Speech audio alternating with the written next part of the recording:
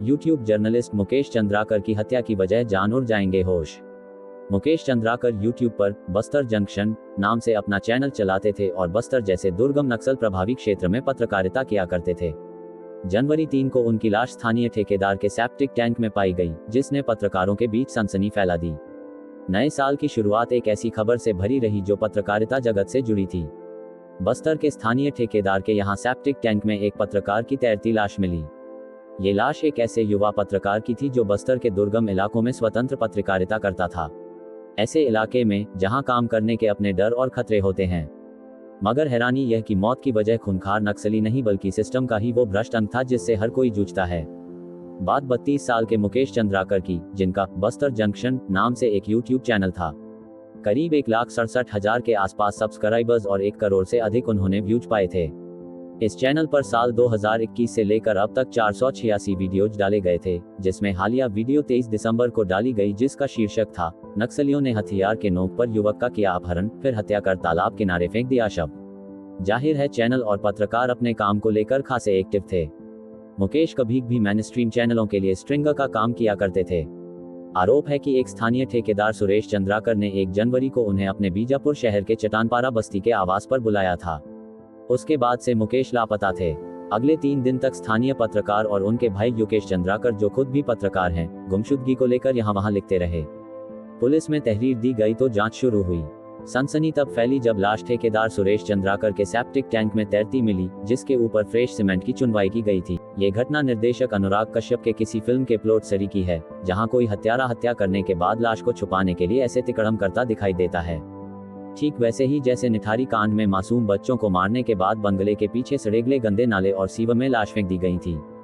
इसमें कोई शक नहीं कि मौके पर मिले तमाम सबूत इस ओर इशारा करते हैं कि मुकेश चंद्राकर की हत्या में सुरेश चंद्राकर का हाथ है, बल्कि आशंका इस बात की अधिक ही है कि ठेकेदार ने मुकेश की पत्रकारिता के चलते ही उसकी हत्या की हो।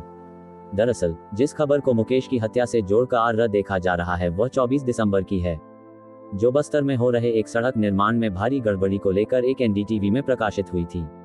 हालांकि यह रिपोर्ट पत्रकार नीलेश त्रिपाठी द्वारा लिखी गई थी, मगर कहा जा रहा है कि इसमें मुकेश भी सहायक की भूमिका में नीलेश त्रिपाठी के साथ थे।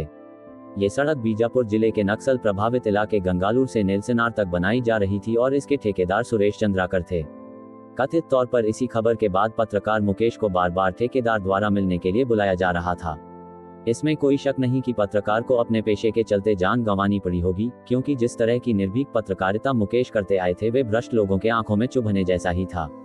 और भविष्य में इस बात पर भी कोई हैरानी नहीं होगी यदि जांच के दौरान ये कह दिया जाए कि मुकेश की हत्या परिसर में काम कर रहे किसी बी या सी मजदूर ने आपसी रंजिश में की, क्योंकि ठेकेदार इलाके का बाहुबली है और प्रशासन तक पैठ है। जाहिर है मुकेश साहसी पत्रकार थे।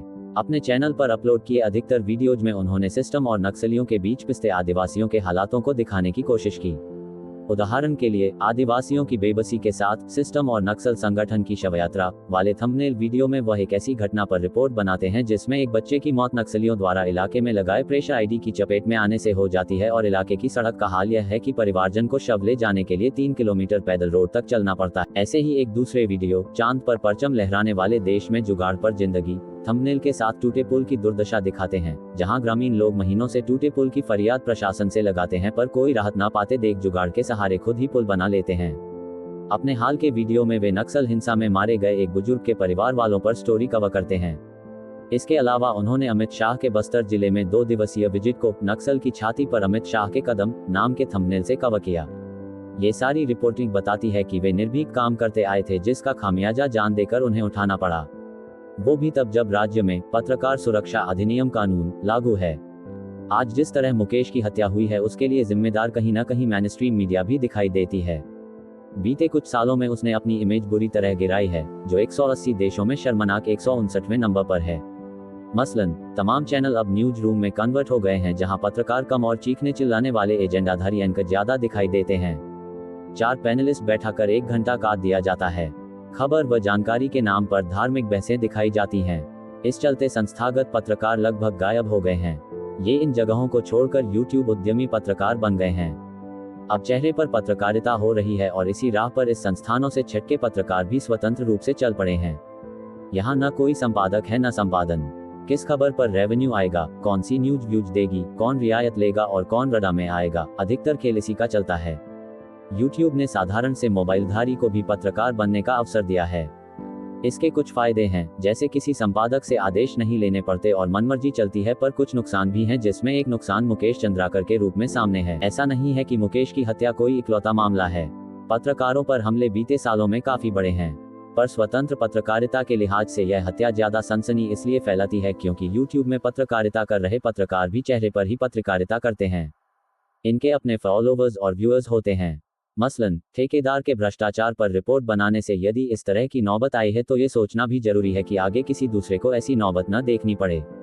जब बाकी पत्रकार मुकेश चंद्राकर की हत्या पर उचित जांच की मांग करते हैं तो साथ में संयम से एक जगह बैठकर न्यूज और व्यूज के रिश्तों और भविष्य के परिदृश्यों पर चर्चा भी जरूरी है, ताकि इस तरह की घटनाओं पर रोक लग सके।